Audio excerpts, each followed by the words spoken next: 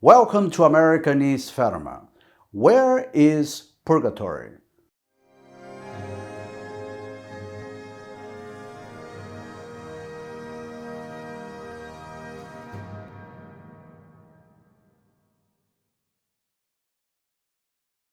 Hello, my name is Antonio, and when it comes to purgatory, the church has made two definitions regarding purgatory. The first one is that purgatory exists. The second one is that our prayers, the prayers of the church militant, can aid, can help relieve the pains of the church suffering, which are exactly the souls in purgatory. So our prayers, our sacrifices, and especially the holy sacrifice of the Mass are extremely valuable and helpful to the souls suffering in purgatory. Now, as far as the location of purgatory, the church has no final definition on the matter. It is not indispensable for us to know where purgatory is, but what we do have in the history of the church are several revelations of, given by God to saints. Let's say revelations, insights, lights into the location of where purgatory most likely is. And most of the saints, they agree that most likely hell and purgatory, because it also seems that hell and purgatory are next to each other. Most of them are in the center of the earth.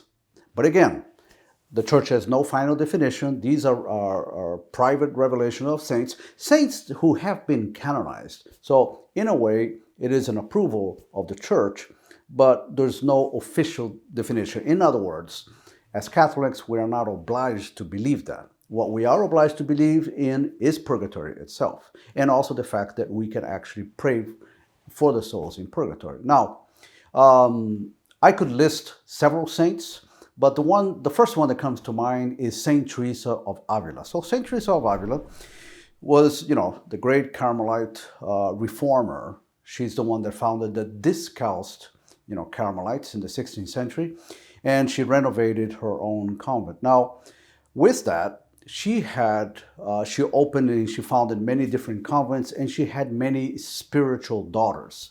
And many times happened that one of her daughters died, they went to purgatory, and St. Teresa prayed for them. And then, for example, one of the incidents was she was praying the Holy Office in the chapel. And then she had, in the middle of all this, she saw a vision and where she saw the earth opening up, okay, and the soul of that nun, of that spiritual daughter of St. Teresa, going up from beneath the earth, outside and to heaven.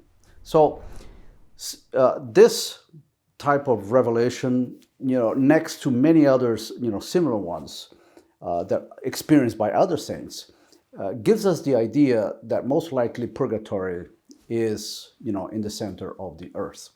Now, we have things like, revelations like of St. John Bosco. You probably heard of the dreams of St. John Bosco, which were actually more than just dreams, right? You may remember that when St. John Bosco visited hell, that his guide, an angel, towards the end of the hell tour, okay, he grabbed St. John Bosco's hand and touched it. This is in a dream, all right?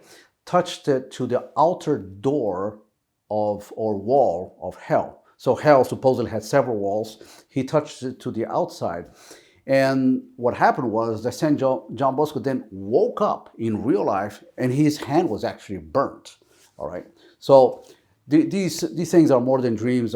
They're mystical experiences, difficult for you and I to understand how it happens, but it's a fact. And these saints, they experience these things, they write about it, and that's, in these accounts, they come down to us and give us some information where purgatory might be. So Saint Teresa of Avila. Another one is St. Louis Bertrand, who was a Dominican, a great, preacher Spanish, from the 16th century, and many others. Now, the one that gave us a lot of insight into purgatory is a nun. No, I'm sorry.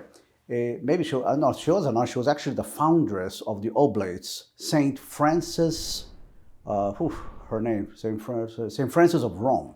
Okay, sorry about that.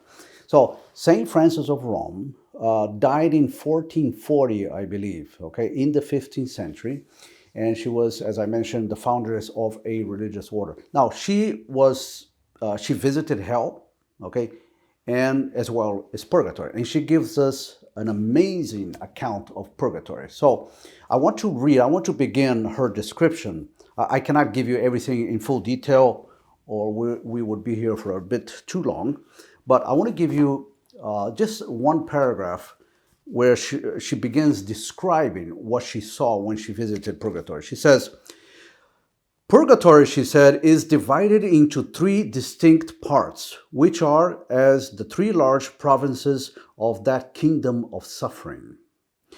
They are situated the one beneath the other and occupied by souls of different orders.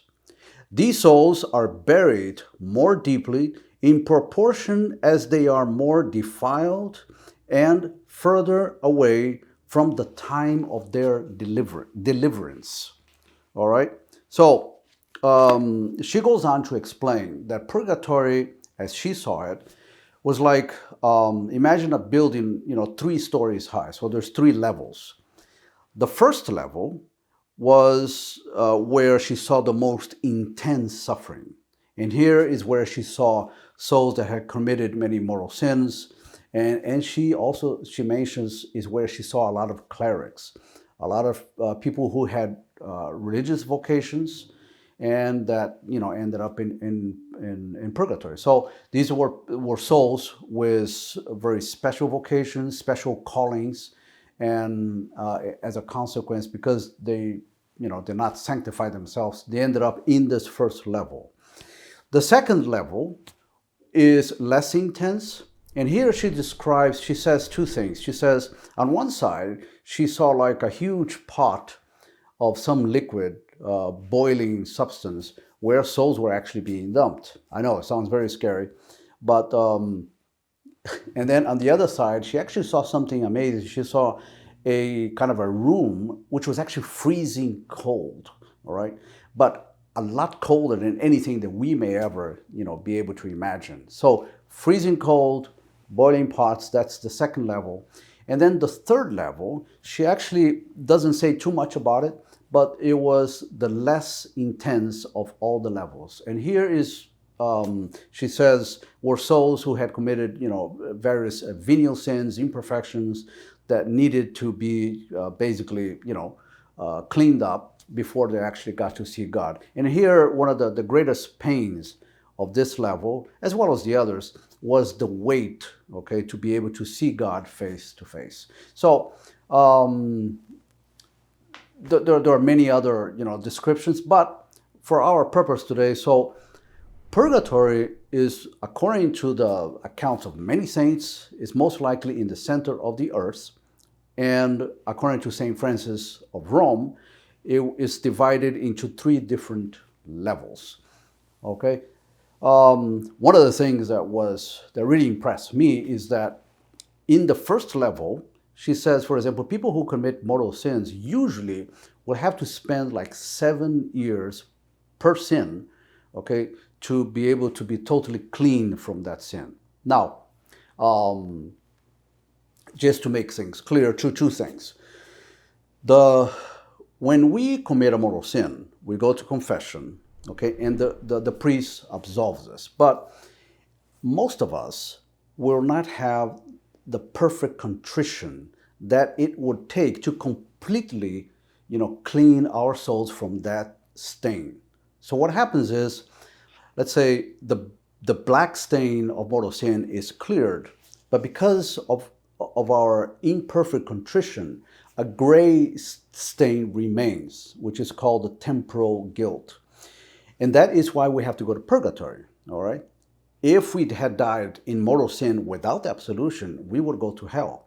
So With the absolution, we go to purgatory, but we still have to spend time, in purgatory, purifying ourselves before we can actually go to heaven. In heaven, we can only enter if we are, crystal clean, spotless. All right.